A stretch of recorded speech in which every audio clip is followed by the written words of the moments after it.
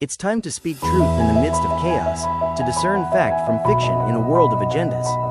To take control of your thoughts, define the truth, and live a life set free. It is time for Counseling Beyond the Couch. All right, Jenny's got a face. I do. All right, welcome to AWAKEN360's Counseling Beyond the Couch with Heather Freeman, myself, licensed professional counselor and founder of AWAKEN360. And I'm joined by my partner in crime, Jenny Sotai, licensed professional nurse with over 20 years of experience, including in psychiatric settings. Friendly reminder to all listening, this show is not a substitute for counseling, but it is a great addition to it. I encourage you to jump into counseling if you ever have the need. It is a great experience, hopefully, just kidding. Today's show is brought to you by AWAKEN360. We are a nonprofit counseling center located in Springfield, Missouri, with a mission to restore hope and empower the community through education, preventative youth groups, counseling, and community. Join the mission and register or volunteer for programs at awaken360.org. Well, good morning, Jenny. Good afternoon, Heather. We've got a great lineup for you guys today. We get to talk about foundational beliefs and why you should have them, why they're very important. What is critical thinking and why does it matter? We're going to talk about bias and how to watch out for it, and different manipulative tactics to be aware of, and why you should actually care about that. And then we're going to follow up with one of the questions that we got. We actually kind of get it on a regular basis, especially when people have had Christian counseling before, was, I know I'm supposed to give it to God, but how exactly do I do that? And I know I need to let go, quote unquote, of this, but I can't, and I don't know how. So we'll start with the hard questions. Dive off the deep end, why not? Let's do it. So let's dive into the reframe. It's Daily Therapy Hacks, a practical bite-sized look at cognitive behavioral therapy, which I teach, and tools translating simple psychological concepts into everyday strategies for managing your thoughts, shifting your perspectives, and building healthier habits. The reframe brought to you by AWAKEN360 and yours truly, Heather Freeman. So the reframe, what reframing is, I always like to use visuals because psychology is very much an abstract concept. I'm a very visual person. Me too. And I think it helps people understand that's, your medical background and psychiatric. I'm psychiatric. If somebody comes into the hospital with, a broken femur, you can do an x-ray and you can see that pretty plainly on a screen and on that x-ray. But if somebody comes to you suffering depression, I can't do a scan and be like, oh, look, that part of your body, that's where we're getting it. I mean, we know the basic processes in the brain and chemistry that can lead to things like that. But man, the human body and the human brain is so complex that it's not causal. It's not like chemistry where I can NaCl, you get salt, right? It's not like that. There's so many confounding factors that in our world, it's impossible to put your finger on just one part that led to it. It's usually a combination of factors. So it makes it really complicated, not just to identify what's going on, but it makes it really complicated to give people those solutions. And I'm a solution-focused counselor. I don't like beating around the bush. I loved working with the military because they shoot it straight every single time. They don't want to mince words, is my favorite. Right. But I like to get people help, and I like to get it quickly because nobody likes to just sit there feeling crummy and have no idea of what to do to change it. But reframing requires a couple things. Think of it like rebuilding a house. You've got these structures in place. You've got a foundation that's in place. You started building the frame on it, and then you realized halfway through building the frame that nothing's square, right? I did that with a garden bed recently. Oh, gosh. My husband is a framer, and he makes it look Yes, so easy. So my garden beds don't look so great. Well, you don't want to look at mine because I did not listen, which is usually what happens. And then my husband comes and he goes, Heather, I told you to use the longer screws. Yes, you did, but I made it work. We are good at that. Yeah. But yeah, it's that concept that you don't realize sometimes, that a frame of thinking is going to lead to negative outcomes until you've been implementing that frame of thinking, and then you start having negative consequences from it. You know, when I first learned about CBT, I was just so amazed at how just changing that first thought and working on changing that first thought has such an impact. Yeah, that first thought for sure. And, you know, not just that first thought, but all the thoughts that follow it, because one of the things that we know about human thinking and human constructs is that one thought tends to lead to the other, and they're often alike in kind. Yeah, I remember first learning about CBT, and it sounded so simple at first that I thought, yeah, this is dumb. Kind of. Captain That's Obvious. what I thought. That's what I thought. I'm like, well, this is dumb. But as I began to work with the kids and teaching them that, I was learning it myself, and I thought, there might be something behind this. Well, it's kind of like most solutions, right? It's easy to say, and it's, you know, again, Captain Obvious. You're kind of like, well, no, duh. That's what needs to happen. But when it comes to the implementation of it, that's another thing entirely. Right. Because it requires you to stop and not just react. It causes you to have critical thinking about your own thoughts and where they come from. That's why we're doing this show. That's why this is so important, because not only do you need to have critical thinking about your internal thoughts, but you need to have critical thinking about the information that's coming in from the outside. And so the reframe is all about analyzing your thinking, looking at where it comes from, having critical thinking about your own thoughts, about the information that you are bringing in from your environment and from your surroundings, and holding those thoughts, so to speak, to the fire to really understand, what is this based in? Where does it come from? Is there a bias here? And I think most of the time we like to operate like, you know, the thought is just truth. You don't have to question it. I prefer to go that way, especially when I'm working with people. You know, my dad always had a saying, I'm going to trust you until you give me a reason not to. And that's not a bad way to go. I would rather err on that side than the other. But man, you do need to be able to recognize if someone's not trustworthy, if information is not trustworthy. And even if it is, even if that is somebody else's genuine truth, understanding where they may have gotten that genuine truth and how that was developed. And empathy is needed in that, but you really need to be able to understand why you should question the information around you and in your own mind. And we have so much information coming into us these days. Yeah. Probably more than any generation before us. It is before our faces all day long. Yeah, the generations now have to deal with a lot of the technology and the access that's given, which has been a blessing and a curse at the same time. For sure. That's a double-edged sword. It is. So I'm going to introduce the idea that there's a potential for truth, quote unquote truth, to be manipulated. And sometimes that truth gets manipulated ourselves individually. Fear tends to manipulate our truth. Our fear, our doubts, and our insecurities are oftentimes the basis for where our thoughts derive, especially if you're in emotionally provoking settings and situations. And what a terrifying place to be when fear is driving the bus. You know, when we operate from fear, you know, it's only going to contain more fear. Usually, yeah. And it's going to bring up and play on your insecurities and your doubts, and it can become a storm that you have a hard time seeing through. Absolutely. And that would be anxiety. Right there, that storm that you feel like you're in the middle of. If you've ever suffered with panic attacks, then it's like you've got a highway going 100 miles an hour through your brain of every different thing that could go wrong, and every different thing that you did wrong, and every different thing that people are going to see that's wrong about you. And all of those thoughts are derived from your fear, your doubt, and your insecurities. That's feeding that fire in your mind. And it takes a lot of control on your part to not let that control you. And that's what CBT, that's one of the requirements of being able to have a healthy reframe, is being able to stop and say, where are these thoughts coming from? Yeah. And sometimes they're coming from a tough place. Especially if you have trauma. Yeah. Because trauma essentially rewrites your brain.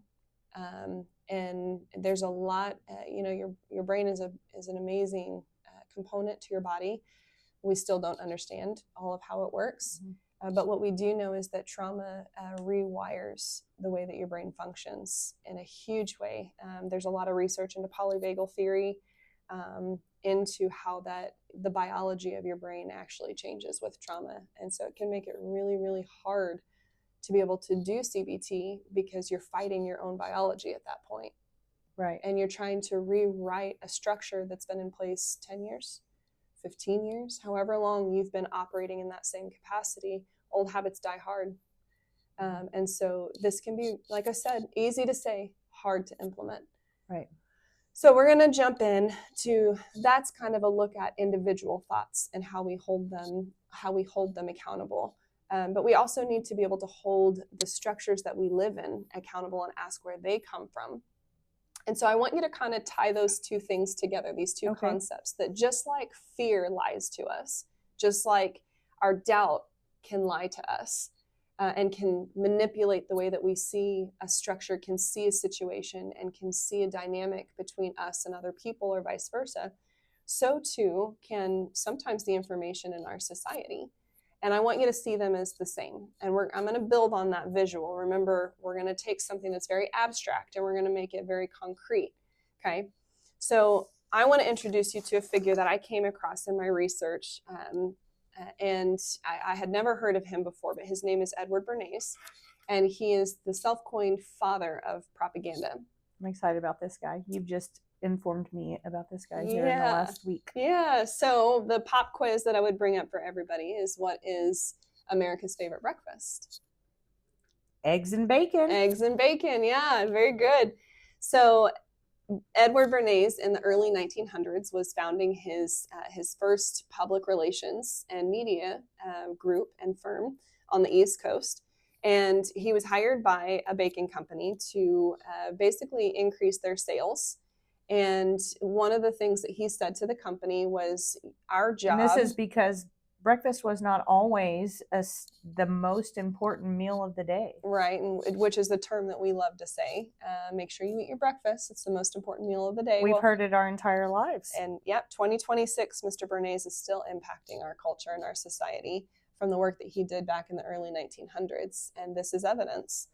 So this baking company came to him and said, I want you to help me sell more bacon. And he said, the best way to get people to buy your product is not by convincing them that they should buy it, but by making them realize they need it. And if they don't have it, something's wrong. And he was able to utilize that perspective for a number of different things. In the 1920s, another example would be that a cigarette company at the time came to him and said, we're having a really hard time. Most of our purchases only go to men. We're not able to get women to buy cigarettes. And at the time in the culture, it was very faux pas, and nobody wanted to be able to buy cigarettes, and specifically women were not really looked very well upon to buy it. And he said, okay, I need to have this magazine and this newspaper, these public media journalists, I need to have them there at the New York City Parade. And they need to just kind of happen to be there. Don't tell them why they're coming, but just have them there. And then he hired an actress, a woman, to go down to the New York City Parade and stand in the middle of everybody there. And he had her light up a cigarette in front of everybody. And then he coined it Fires for Freedom. Oh, and nice. He attached the idea of women smoking cigarettes as an equality movement, and that women should start lighting up and smoking cigarettes as a way to rebel against the current stigmas against women, and that it was a woman's right to be able to choose that. And he equated the two. And by doing that, overnight, they were able to break into getting women to buy cigarettes, and that company's profits skyrocketed, not because he told them to go smoke, but because he told them that they were fighting for their freedom and women's suffrage by doing so. And Edward Bernays is the nephew. The reason he came up for me in psychology was because Edward Bernays is the nephew of Mr. Sigmund Freud. Oh, the actual nephew. The actual nephew. And he was writing letters back and forth. How neat is that? I'm so I excited know, about that. right? Well, Sigmund Freud is one of the fathers of psychology. And his quote, Bernays' quote, will kind of emphasize some of this information. And I want to leave you with his quote because I want you to think about it. I want you to think about how this idea of manipulation is not something that is just, a preconceived concept that may or may not happen, but that there are actual people trying to do this. Your own thoughts at times are trying to do this, but there are people in society that are trying to do this. Edward Bernays' quote is as follows: "The conscious and intelligent manipulation of the organized habits and opinions of the masses is an important element in democratic society. Those manipulate this unseen mechanism of society constitute an invisible government, which is the true ruling power of our country. We are governed, our minds are molded, our tastes are formed, and our ideas suggested largely by men whom we have never heard of. This is the logical result of the way in which our democratic society is organized. Vast numbers of human beings must cooperate in this manner if they are to live together as smoothly functioning societies. Our invisible governors are, in many cases, unaware of the identity of their fellow members in the inner cabinet. The governance by their abilities of natural leadership, their ability to supply needed ideas, and by their key position in the social structure. Whatever attitude one chooses to take toward this condition, it remains a fact that in almost every act of our daily lives, whether in the sphere of politics or business, in our social conduct or our ethical thinking of right and wrong, we are dominated by the relatively small number of persons, a trifling fraction of our, at the time, 120 million, who understand the mental processes and social patterns of the masses. It is they who pull the wires which control the public mind, they who harness old social forces and contrive new ways to bind and guide the world. As civilization has become more complex, and as the need for this invisible government has increased, the technical means have been invented and developed by which opinion may be regimented, i.e. controlled. So going forward, I would like you to picture depression and anxiety as an entity, an invisible government working to overtake you. Would you respond the same way, knowing that fear is a liar? I don't think so. I don't think so. I'd hope not. And you'd be surprised at how many people this simple concept will help. Well, we're starting there, but we're going to continue to build in that segment. So you're going to tell us how to do that moving forward. Yes, absolutely. How to utilize that information. But I want you to think on that idea for just a minute. So we're going to switch over into Off the Couch Conversations, Miss Jenny. Welcome to our Off the Couch Conversation. It's a relatable conversational segment inspired by real therapy questions and listener submissions. It's going to explore life's everyday dilemmas through reflective prompts. Excuse me. We're going to offer perspective, validation, and practical insight. No therapy couch required. To be part of the conversations, we want you to email your questions to Heather or myself, Jenny, at awaken360.org. So we have a tough question today, Heather. Uh-oh. I was abused by my mother and my father, and now my parents are gone. How do I let that go and give it to God? That's a tough one. That is a really tough one. I don't. Yeah, I'll dive in. I'll take the lead on that one. So I've heard this question before. We had that one recently asked. The other ways that I've heard this same question asked was sometimes when you have somebody that does something to you that is painful or traumatic, and they don't care. Oh man, that hurts. Or they're gone. They may not be physically gone as in death, but they might be in prison, or they might be just MIA, essentially. And so I think that the first thought that we have about resolution is that it requires both the person who is wronged and the person who did the wronging. Right. We're looking for retribution. We're looking for accountability. And I think for a lot of us, we equate that with having that person there to take that accountability. Mm-hmm. So what do you do when they're not there? Yeah, that's hard. There's a lot of different techniques that we would utilize to allow people to process through that emotion, but you don't have to utilize those techniques to do the same thing. And I think it's important to also point out this is a unique situation. They're not there, but in a lot of instances where people have hurt us, I mean, how many times do they come forward and become accountable and give us the apology we deserve, Right. you know? So You should say sorry. right, just because they're still here on this Right. earth doesn't mean you're going to get that either. Exactly. Yeah, and you may never. And so I think the question there on the table is how do I let go, and how do I, quote unquote, give it to God? I think we hear that a lot. I hear that a lot in church, and a lot of times it's something that somebody says to me that, yes, it's kind of like CBT, it's Captain Obvious. This is what I'm supposed to do. But thank you, Captain Obvious. How am I supposed to do that? Well, I think it comes from, I was talking to you earlier, and during a very questioning time in my life, you gave me a verse, and you gave me, a very popular verse, Jeremiah 29:11. Mm-hmm. So what I did that day is I went ahead and read the entire chapter of Jeremiah, and I had never really sat down and done that with the Bible. That's the thing about that verse. I don't like to give that verse unless I tell people, go look at the context of what he was going through right when he said it. Because on face value, if I was going through a hard time and somebody was like, go read Jeremiah 29:11, I'd be, okay, for I know the plans I have for you, declares the Lord, plans to prosper you. I'd be like, shut up. That was probably my first reaction. I was like, thanks, Heather. Yeah, I hate you. Thanks. I'm glad God knows that he has no. So I went through and I read, and from that came my life verse, Jeremiah 29:13. And it says, you shall find God when you seek God with your whole heart. And that changed things for me, because how in your marriage did you learn to trust your husband? Well, by opportunities to see how he would handle situations, and then talking to him and learning his perspective on things.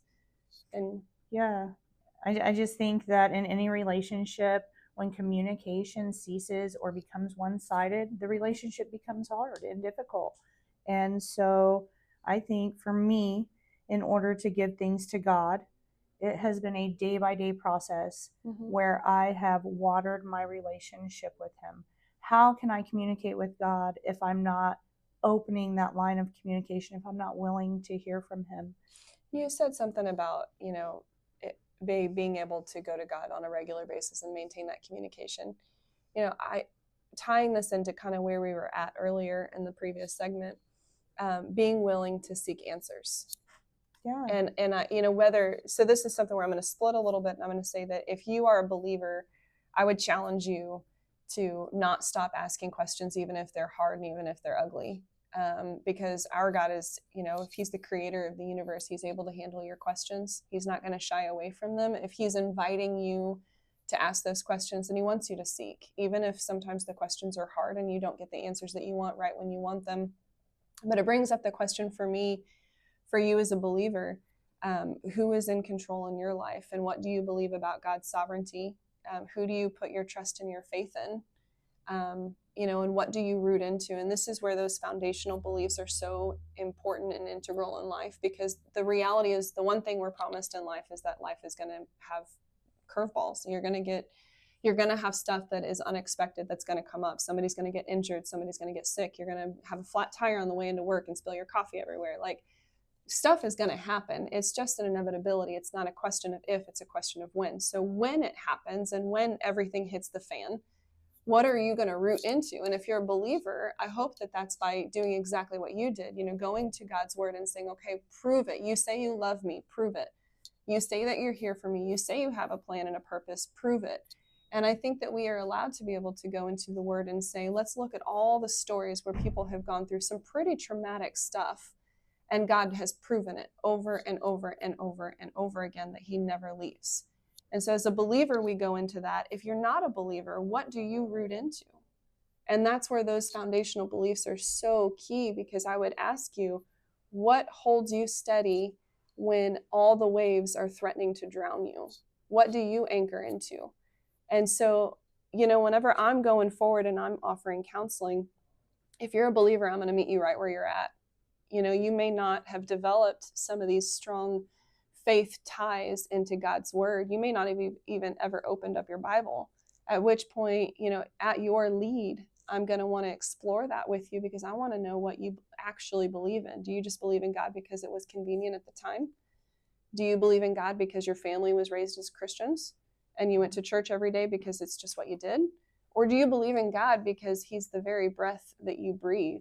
And if you don't have him, you can't breathe. Absolutely, absolutely. And I just think that's such a huge part in being able to give it to God is knowing that you have that solid relationship with him, so that those moments that bring you to your knees and bring you to your face, you know, there are times when we're screaming those questions out to God. Mm-hmm. And I believe that if you have that relationship with him, if you've stayed in his word, that your heart can recall his promises as well. Yeah. So to wrap up that question, because that, I mean, we could go, it's kind of like conflict. We could go into a lot of different things on that one.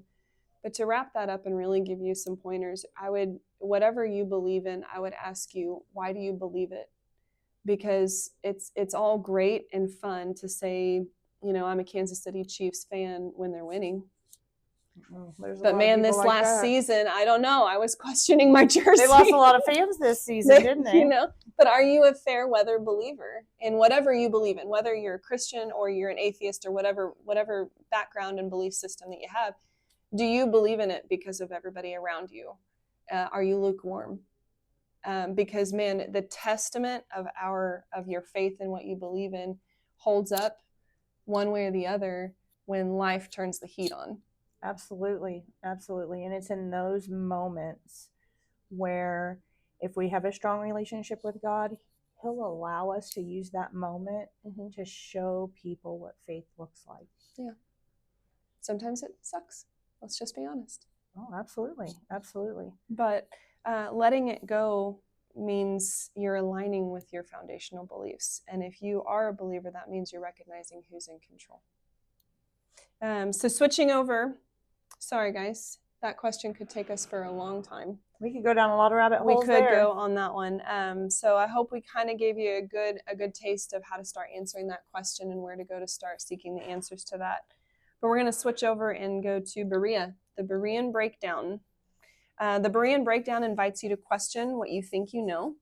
Each day we take a closer look at common beliefs, maybe some of those foundational beliefs we were just talking about, phrases and assumptions, and we dig into the why behind them, testing them against thoughtful reflection, deeper understanding. And this is an open invitation to think critically and stay curious and refine your perspective. I think that ties directly into the question that was just asked. You know, when people tell you, oh, go read Jeremiah 29:11, do you actually read it and look at the context of what was going on? Because when God made that promise and said that to them, they were in banishment and going through probably one of the hardest times in the Hebrew history. Yeah, they were in exile, weren't they? Absolutely. Yeah. And you know, Jeremiah was the prophet and he was being reminded, and he was reminding the people, even through all of this, God still has a plan and a purpose. And so I think he was reminding them of that foundational belief that had been sown into their life generation after generation after generation. And so the Berean breakdown would be getting you to ask, what is it that you're anchoring into, and why do you anchor into that? And if it doesn't hold up when life gets hard, it makes me wonder, do you really believe it? Or if there's a different belief system that you align with. Right. Because you'll revert to what you actually believe in when things get hard. For sure. For sure. You know, it's easy, I believe, to serve Jesus when everything is going our way. Yeah. Or do anything. When the blessings are rolling in, yeah, it's easy for me to say, thank you, Lord. When the trials come, you know, do I always get on my knees and say, thank you, Lord, for this suffering? Yeah, that's a hard one. You know, that's a hard one. But to get to that place, it's just a difficult journey. That's a journey, and part of your ability to really kind of pull those apart, to pull those thoughts apart, to pull those questions apart, is being able to think critically about each one of them. and be willing to explore and ask why. It's really hard for most people to do that.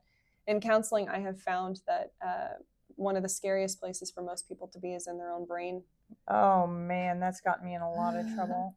We work really hard to stay distracted. You brought up all the technology and all the information we're constantly inundated with, and it is so easy to be distracted and not think critically about your own thoughts, about your own belief systems, about anything. And I think it's a habit that we're not necessarily taught all the time. No, I think it's a dying habit. Yeah, unfortunately. And there's other people across multiple different generations that have said similar things. Wanted to read you guys a couple quotes from some pretty well-known people that would be some names I think you'll recognize in what they believe about our current society or historical society, and what their perspective is, their view is of how we operate with critical thinking. This first one is a quote from Elon Musk. He said, "I think the education system is designed for a different era, where the goal was to produce workers for factories. It doesn't foster creativity, and it doesn't teach people to think critically or solve real-world problems. The focus is on memorization, not on understanding how things work or how to innovate." And I can attest to that, because let me just share a story real quick. I was in college in my undergrad, and I was like, okay, philosophy, psychology, was started with philosophy and then political science. My mom was an elected official at the time. And I was like, let's take poli-sci I needed an elective. Let's take poli-sci for kicks and grins. So I was in this class. You do weird things for kicks and grins. I know. Like research. It's so much. But so I was in this class, and I took my, we basically did not have any homework assignments except for our midterm and our final. It was it. And so if you bombed your midterm, you were done, essentially. So I studied. I take my midterm, and I failed. I got like a D on my midterm. And I was like, I just worked my booty off for this grade. Like, what in the world? How did I get a D? And I'm looking through it, and I'm looking at the review that he gave us to study. And I literally wrote, like, in my own words, the same thing. Like, I wrote the right answer. And it was essay. All of it was essay. None of it was multiple choice. But like, I wrote the right answers. And so I was so frustrated because I'd spent hours studying. And I go back to my professor, and I was like, I don't understand, sir. Like, how did I fail when I have the right answer? And he looked at me and goes, yeah, you have the right answer. I'm like, well, then how did you fail me? If I have the right answers, why did you flunk me? No critical thinking? He said, you didn't write it. I gave you the answers in the review. I know you did. I studied the textbook. I memorized it. I basically memorized it. I was like, I studied the review that you gave us. I said, but I wrote it in my own words. Like, did you want us to write it? Yes, I did. That's why I gave it to you word for word. You were supposed to put down what I put on the review. He failed me. Because I'm a little saucy about it still to this day. It's only been like 20 years. But I dropped the class. Talk about letting it go. I know. I dropped the class because I knew I was not going to do well in that class. I knew if I failed. So why did he fail you? Because I didn't write down what he wanted me to write. Oh. Legitimately. And he flat out told me that I did not write down what he wanted me to write. So he flunked me. And I knew the final was going to be, because I asked him, I said, is the final going to be the same way, or do I have any space to redeem myself? And he goes, no, it's going to be, this is how I teach. And I was like, well, I'm sorry, sir, no disrespect, but I don't operate like that. Like, I can't just regurgitate information. Right. And yeah, so I, not that I think, and I had some amazing professors. He was the only one that was like that. I had a math professor like that. I also dropped her class. Did you? Yeah. But I just think so turns out we might be quitters, Heather. No, I'm just kidding. Right. But all the new things we're learning about each other. Beautiful counseling. I don't know. I want to run away now. No. But yeah, I think, how many of you have had a boss where you were given an assignment and told, hey, go write this report, or go do this, go create this beautiful pamphlet or something to that effect. You come back and it looks awesome. And they're like, yeah, it's got everything I want, except for I want this color, this color, this color. And you're like, well, then dude, do it yourself. Like, I didn't know you wanted green instead of blue. I'm sorry, but I mean, how many times has that happened? And it's really hard to find a space where you can express yourself and explore new ideas. And so I don't know if I agree with this across the board. Well, but I do think that in a lot of different ways, we're raised up to do the 9 to 5. I think if you want to see the state of critical thinking in our world today, you just walk right on into any fast food or other place where there might be a lot of employees under the age of 30 and hand them a cash $20 bill and watch the panic ensue. Oh no. You can see it in their eyes. A couple of weeks ago, I was at a coffee shop. I handed over a $20 bill. This poor young lady just starts physically shaking. Oh. And I had to remind her to just put in the numbers, and the computer is actually going to tell you what to do from that next point forward. And you can give me my $13.87 back. The scary part of AI. Yeah. Yeah. There's a lot on that. Well, that's a fun that's a fun that's a fun hobby as well. If you ever just have some cash and want a good time, oh my gosh, go in and ask one of those young people to give you change for 20. Jenny, you're ornery. Well, John Rockefeller had a quote as well about education. You know, the Rockefellers were implemental in our healthcare industry. In pharmaceuticals and in education. They were extremely influential on those three areas of our life. This is what John Rockefeller said: education is that which discloses to the wise and disguises from the foolish their lack of understanding. I'll say that one more time. Yeah, you have to say that. I had to read it like 2 or maybe 3 times. Yeah, okay. Education is that which discloses to the wise and disguises from the foolish their lack of understanding. So think on that for a minute with one of the founders and developers of our current education system, of our pharmaceutical and our healthcare. That's his view on what education was for. And almost last but not least, Aldous Huxley. He was the author of a dystopian novel, Brave New World. Brave New World is sometimes required reading in different college classes. It's a definitely older style of literature, but it's a really great read, especially if you want to look at, predictions of the future world. Kind of like Orwell's, 1984, thank you. His quote was, "Children are nowhere taught in any systematic way to distinguish true from false or meaningful from meaningless statements. Why is this so? Because their elders, even in the democratic countries, do not want them to be given this kind of education." He went on to say, unlike the masses, intellectuals have a taste for rationality and interest in facts. Their crucial habit of mind makes them resistant to the kind of propaganda, Edward Bernays, that works so well on the majority. And I want to tie that in with probably an infamous quote. I'll preface it by saying that, but I think from one of the most effective public speakers and propagandists in the world and in our history. And I want to frame it from the perspective, because I know anytime anybody brings up this individual, it's kind of like, oh. Now, effective does not necessarily have a positive connotation. No. But, C.S. Lewis wrote an amazing book, if you ever get the chance to read it, called Screw Tape Letters. And I am a huge C.S. Lewis fan. In high school, I used to do lit reviews on a lot of his writing. And so I really, really respect his story. If you don't know his actual biography and the story of his childhood and his mom and things that him and his brother went through and his wife, and if you don't know his story, I really encourage you to do some research into Mr. Clive Staples Lewis. He's an incredible man who was not a believer originally. And by asking questions and by seeking answers, sometimes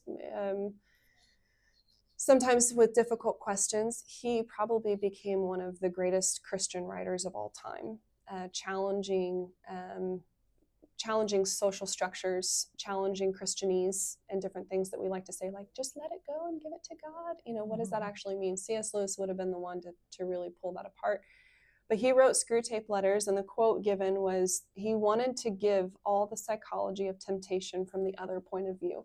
What better way to understand manipulative tactics than to look and analyze the enemy? Absolutely. If the enemy, you can fill in the blank on what you believe the enemy is, but if the enemy is your fear, if the enemy is depression, if the enemy is anxiety, what better way to understand how to conquer it than to look at the tactics of the enemy? We do that in war. For sure. When we are planning attacks, we're looking at, if I was the enemy, how would I attack this person? If I wanted to convince you, if your purpose in life was to build this building, or was to start this ministry, or to write this book, and that was your purpose in life, that's what God had you on this planet to do, and I'm the enemy and I want to break you down, man, depression should say this, anxiety should say this, because I know it's going to hit your heart and it's going to trigger you, and you're going to get so caught up in depression and anxiety that you're never going to be able to go fulfill. And you will do my job for me, because I'm going to plant these seeds of doubt and fear and insecurity. And then all I have to do is plant the seed, and you'll let it grow, and it'll take root in your mind. And then you will sit there and be the enemy of yourself, saying all these beautiful, evil, ugly things over yourself. And the enemy loves nothing more. And you'll never fulfill what you're supposed to fulfill. And so, in the true fashion of C.S. Lewis and the Screw Tape Letters, what we want to do is analyze the tactics of manipulation and the tactics of fear and doubt and bias, so that we can give you better tools to overcome them by analyzing the very tactics used to attack you. And so from this infamous individual, I want to read you a quote, because this was his view on manipulating most of Europe to be able to commit terrible atrocities. And this is a quote from Adolf Hitler. "I use emotion for the many and reserve reason for the few." How powerful is that? How powerful is that? How often do we let our emotions drive the train? Mm-hmm. And what happens most, at least for me, most every time when emotion is driving the train, we're going off the cliff. Yeah. If emotion is ruling the day, it's turbulent like the ocean, completely out of control. And if you can get other people to respond in emotion. Yes. What better way to inflame the masses than to exactly what Bernays did with cigarettes. I mean, who did that benefit? It certainly didn't benefit moms. Certainly didn't benefit women. He convinced women the best way to revolt against suffrage and against the strongholds against them was to light up. How does that light up a cigarette and you're going to fight for freedom? But he convinced them that that was the correlation. And so in doing so, he made that company all sorts of money at the detriment of the very women that he was inflaming their emotions. Yep. Very twisted and very, very dark. And so switching over to get off that topic, again, I want to remind you, sometimes we're going to be bringing up questions, sometimes we're going to be bringing up different things, and it's because we want to analyze the tactics of depression and anxiety and how fear can rule your mind. And the best way to overcome that is to be able to understand how they operate. So we're going to switch over for a minute into the Awaken update. I love this. I'm only going to take 2 or 3 minutes. So Awaken is sponsoring this show. And I'm so excited. I'm not going to share who our partnership is, because it's very much still in development. But we have recently, just this week, partnered with an organization here in Springfield. It's really, really funny. It's kind of a miracle moment for us. Back in 2016, whenever my husband and I were sitting at dinner, and Shane was like, "Hey, Heather, you remember you told me about when you were like 12, 14 years old, and God gave you this vision for an organization that was going to prevent mental health struggle instead of just treat it?" Yeah. And he was like, "Well, why haven't you started doing it yet?" "Well, because it's hard, Shane." Like, it is hard. And I remember meeting that bubbly young college student who also shared that vision with me. And I just remember the excitement coming off of you. And I mean, you inflamed my heart for it, even 10 or 15 years later. Yeah. So go ahead. That was the naive version of me. No, just kidding. It has been a hard journey, but it's been such a beautiful one. But it was this same organization that we just wrote letters out. I was like, I have no idea who's going to join me in this. I have no idea who has a passion for this and who has a heart for this, but we're just going to write letters to everybody in the area, and somebody's going to come, and people are, it's just the college version of me, let's get it going. And so Heather, I often call you the queen of optimism. I don't know about that, but I try. And so, I mean, we did, and it worked. And people from this organization came to our very first meeting and helped teach me how to run a board.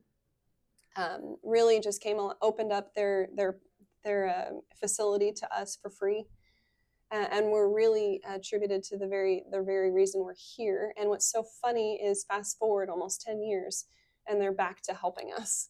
Oh, nice. And so this after school program that we're wanting to do for youth, to be able to teach them in more detail, you guys get a 30,000 flyby of what some of these concepts are, but they're going to be able to go through a 52-week journey where we are pouring into them this concept of how to understand the tactics of manipulation that happens in their own brain so that they don't fall prey to depression and anxiety after they've already suffered from it for 10 years, so that they can catch it on the front end and be victors over it instead of victims. And so I just had to share because I'm slightly psyched about it. Totally cried this week because I was so excited. Yeah. But this is a vision I've had since I was 12. About how to prevent people from going down this path and making mistakes that scar them physically and emotionally. And Heather, the youth in our community need this program. They do. They really need this program, whether they know it or not. Our community and the youth here are in desperate need of something like this. Yeah. So if you are interested about learning more for your youth, it starts at 12 and goes all the way up to 18. If you're interested, we're going to be starting it in the coming school year. If you are interested in that, I'd invite you to go to our website or call us. Our website is AWAKEN360.org, and you can give us a call. Jessica is the one who will answer the phone at 417-889-5483. We would love to sit down with you, talk on the phone with you, share with you information about this, and even more if you want to volunteer to be a part of changing the trajectory of someone's life, to literally help give them the tools to save their life and therefore their entire generation and family. We'd love for you to look into volunteering for this as well. So, and Heather, are you accepting other partnerships yes. for this program? Yeah, absolutely. We're not the type of people to say, oh no, this is our ministry, only we can do it. You know what? If you want to join us in helping people, I don't care where you come from. Let's do it. Absolutely. And I think this is a program that's going to allow for multiple partnerships. Yep. Yeah, we're very excited about that. So to wrap everybody up, that's your Awaken 360 update. And Jenny's going to lead us off in a Moments That Matter. Okay, so we're going to wrap up the show, and we want to share some moments that matter by focusing on hopeful moments, highlighting real success stories from counseling and life, showcasing meaningful change, breakthroughs, personal growth, so that we can all be reminded progress is possible, but it's often done in small, powerful steps. Heather, what do you got for us? Ooh, slightly on the spot today.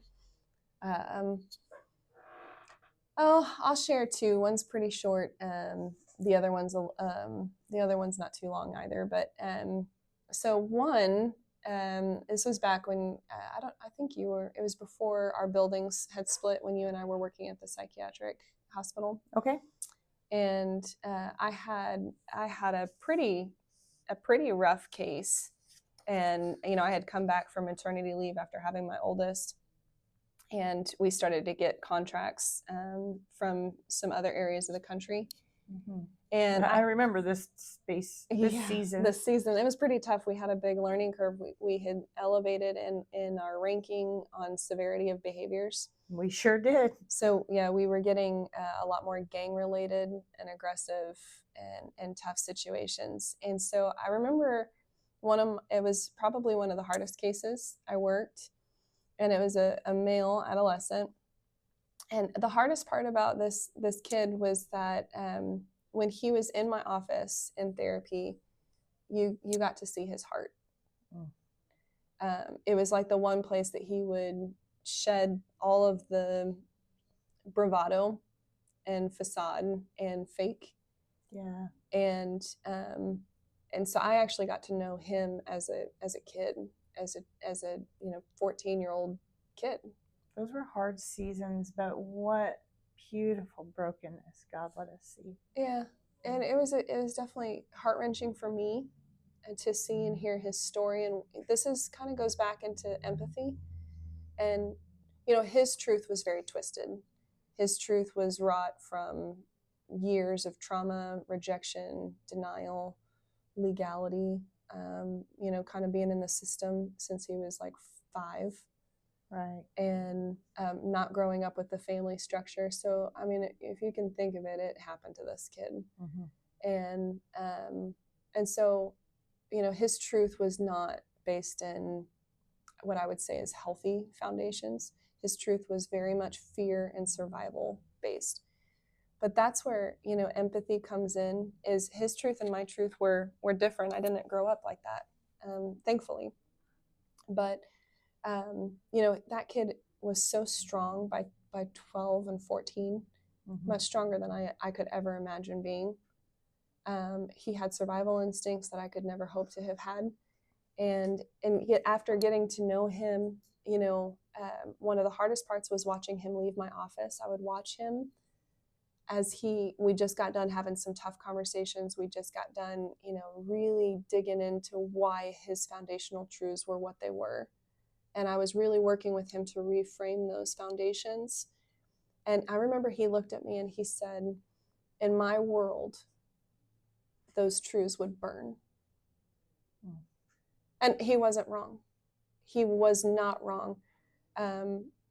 In unhealthy survival of the fittest, you have to be the best wolf to survive. Otherwise, you're a sheep.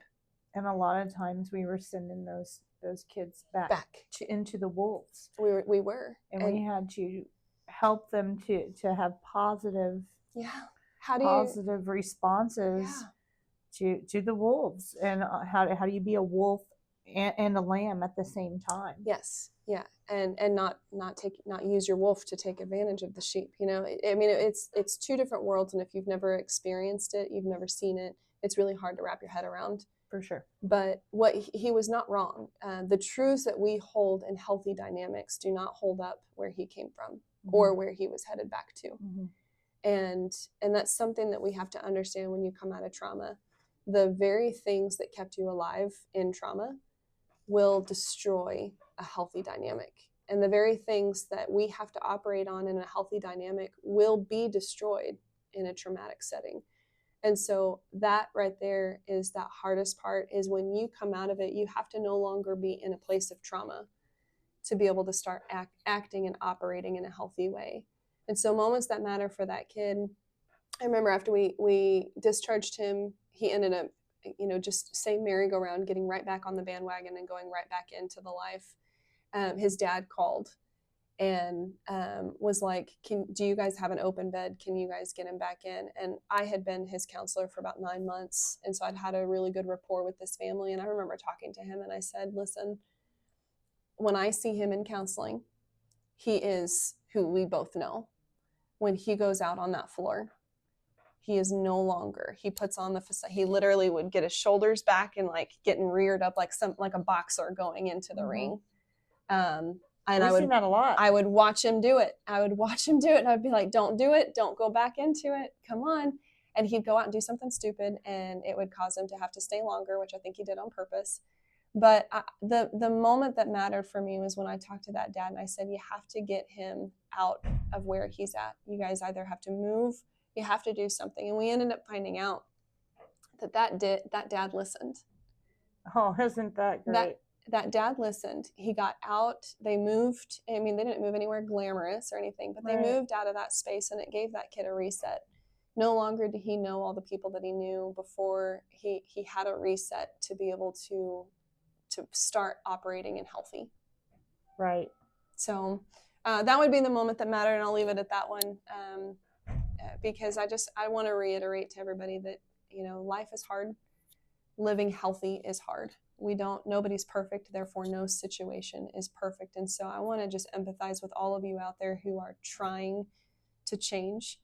It takes 8 weeks minimum to change a habit, whether it be biting your nails or twisting your hair or, you know, drinking coffee every morning. If you have to do that change for 8 weeks, and that's over something simple and small, imagine if you've been driving that same way and that same habit for 20 years. Yeah. And that's why prevention is so important, because if I can catch you when you've been doing it for 2 years, that habit is so much easier to change than after you've been doing it for 20. Right. Right. So, But it can still change if you've been doing it for 20. but it does. It does. People do it every day, Yeah. one step at a time, Yeah. 1 degree at a time. One step at a time. And I think that's just in society today, we have the ability, everything is at our fingertips. So we want weight loss now. We want mental health, happy, healthy right now. And we're looking for the shortcuts. And the truth is the work, we got to put in the work. We do. So to wrap everybody up, that's the end of our show for today. I want to thank you guys for listening and being a part of Counseling Beyond the Couch. You can catch highlights and past episodes online at AWAKEN360.org, YouTube, and Facebook. We'll be here every Friday afternoon from 4 to 5. Until next time, remember this foundational truth. You're here on purpose. You have a purpose. And when you're rooted in truth, you can overcome fear and achieve your purpose. Thanks, Heather.